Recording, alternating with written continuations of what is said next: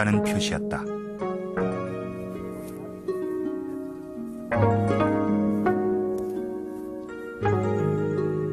고려 인종 때부터 뚫기 시작한 운하는 약 500여 년간 계속됐다. 이곳이 역사적 지금도 이곳엔 운하를 판 흔적들이 남아 있었다.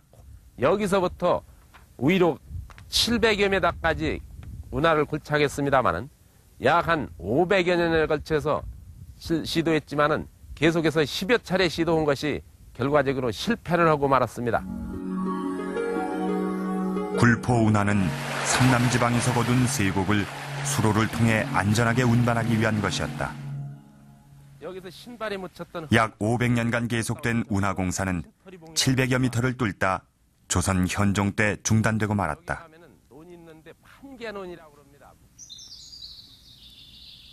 굴포 운하 공사가 실패하자 육지였던 안면도를 뚫어 수로를 만들었다. 계속 실패를 거듭하자 그 대안으로서 축소해서 이곳을 안면도가 섬이 된 이유가 지도를 통해 확인된 것이다. 저와 같이 그렇게 표시가 나고 있습니다. 문헌으로 파악할 수 없는 객관적인 내용과 그 모습을 전하는 그림지도, 역사의 비밀이 기록된 보물지도였다. 이 새로운 사실들과 이 특이한 사연들을 담고 있는 이 그림지도 한 장 한 장이 소중하게 느껴집니다. 459장의 보물지도 중에서 특별히 눈에 띄는 것이 있습니다. 바로 이것입니다.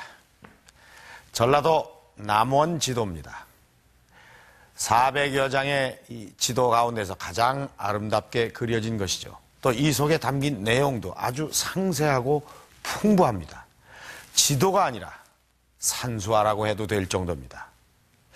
이 지도가 이렇게 산수화처럼 그려진 데는 그럴 만한 이유가 있습니다. 당시 조선은 보이는 풍경을 있는 그대로 그리는 진경산수화가 유행을 하고 있었습니다. 그러니까 이 군현 지도를 제작하는 화원이나 관리들도 이 화풍의 영향을 받을 수밖에 없었던 것이죠. 이 지도가 얼마나 산수화와 비슷한지 이 지도 속에 있는 건물이 빠져나가면 산수화가 되고 또 이 건물이 다시 들어가면 지도가 될 정도입니다.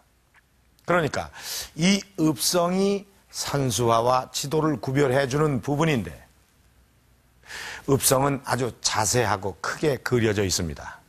그러니까 이 지도에 그려진 읍성을 보면 마치 활짝 핀 꽃의 꽃술 같죠. 그런데 이 꽃술 속에 조선 읍성에 대한 새로운 사실이 숨어 있습니다. 꽃술처럼 그려진 읍성의 실제 크기는 어느 정도일까? 임동일 박사와 함께 남원지도와 현대지도를 비교해 보기로 했다. 작업은 쉽지 않다.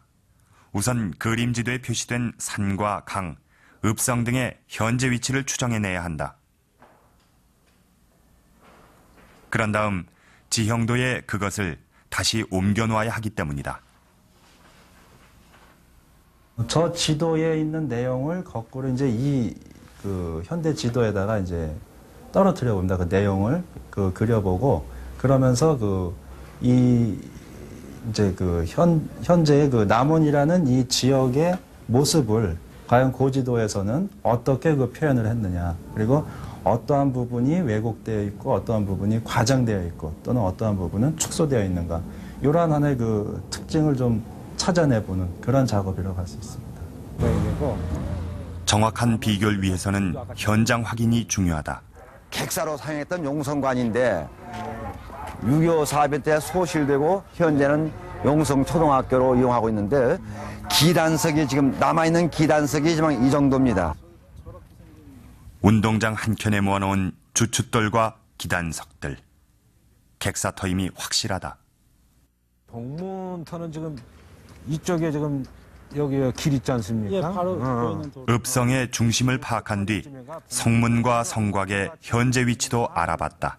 지금 기차가 지나가는 그 자리가 예. 북문 성터 자리입니다. 네. 예, 그리고 남원역이 북쪽 문, 네, 북문 자리고. 예. 이쪽에 하고 예, 예. 남쪽 성벽하고 예. 서쪽 성벽은 지금 현재 도로로 다 돼 있습니다. 도로로. 네, 네. 현장이 확인된 곳은 사진까지 찍어 그 위치를 기록했다. 답사를 통해 남원 읍성의 성곽들이 있던 자리엔 도로가 들어섰고 읍성 자리엔 시가지가 형성됐음을 알 수 있었다.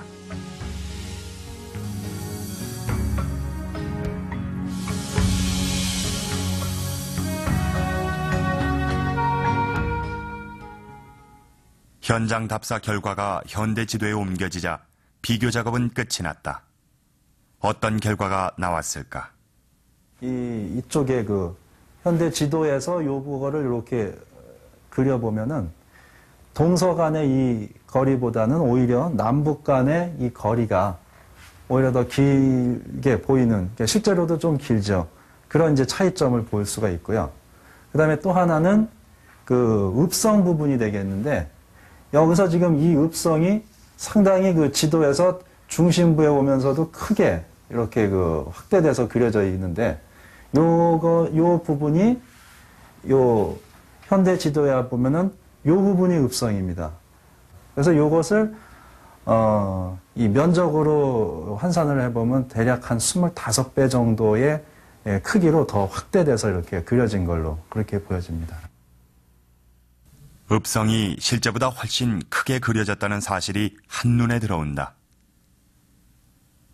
요건 그 해미 다른 지도들도 그런지 남원과 동일한 작업을 거친 해미 읍성을 컴퓨터 그래픽으로 합성해봤다. 고지도에 있는 요 읍성 부분이고요. 해미 읍성도 마찬가지였다. 요 지도상의 위치는 요게 이렇게 내려와서 요 부분쯤 됩니다. 작은 부분이군요. 예, 굉장히 작죠. 해미 읍성의 경우 실제 모습을 통해서도 그 같은 사실을 확인할 수 있다. 그렇다면 읍성이 항상 중앙에 크게 그려진 이유는 무엇일까?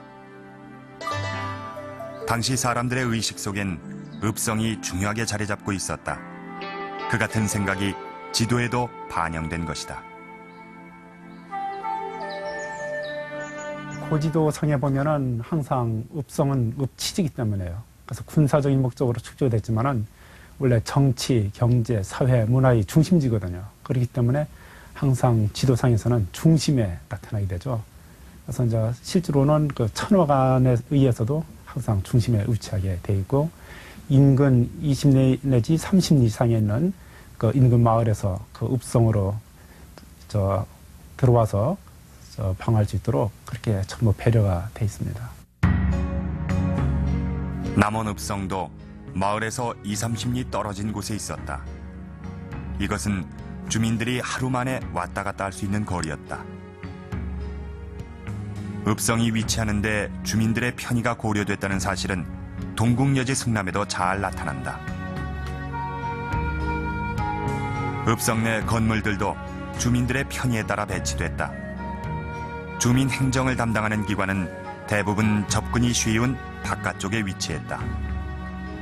객사라든가 동원 그런 것 같은 그 이제 행정 중심 그 지방 수령이라든가 또는 그러한 그 이제 국가를 상징하는 그런 건물들은 상당히 내부 쪽으로 안쪽으로 이렇게 와서 배치되는 반면에 그 외곽 쪽, 즉 그 일반인들이 그 접촉하기 쉬운 그런 쪽에는 그 행정 실무청 같은 것들이 이렇게 배치되는 걸 봐서는 그 시대에도